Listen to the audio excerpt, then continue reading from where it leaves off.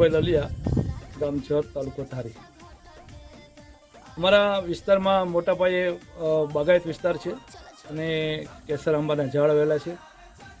અત્યારે હાલમાં કેસર કેરી તૈયાર પણ થઈ ગયેલી છે।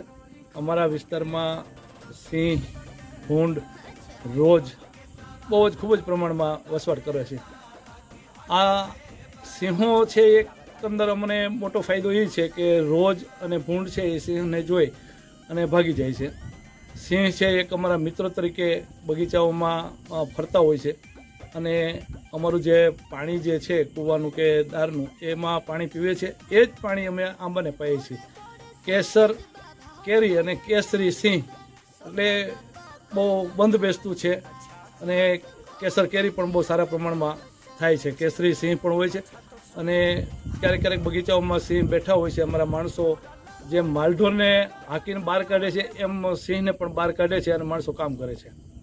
આવું ઘણી વખત અમારે આ બગીચાઓમાં બને છે। હાલમાં પણ અત્યારે સિંહના બહુ મોટા પ્રમાણમાં મારા વિસ્તારમાં વસવાટ છે।